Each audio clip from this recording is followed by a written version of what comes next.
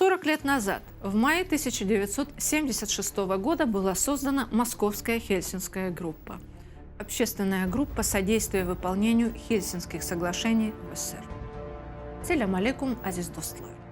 Московская Хельсинская группа – старейшая из ныне действующих в России правозащитных организаций.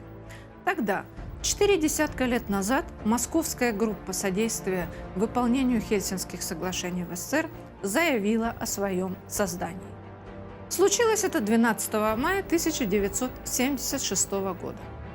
В заявлении, переданном западным корреспондентам в Москве, сообщались имена и адреса основателей группы и ее руководителя, профессора физики Юрия Орлова, и разъяснялись цели группы.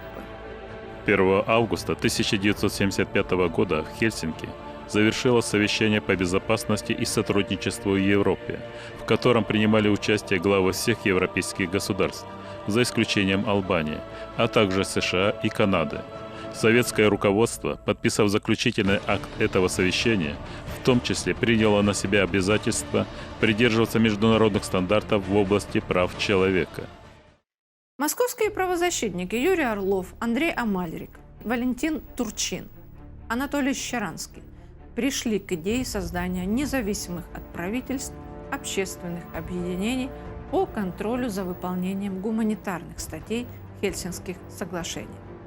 12 мая 1976 года на пресс-конференции, созванной на квартире академика Андрея Сахарова, Юрий Орлов объявил о создании Московской Хельсинской группы.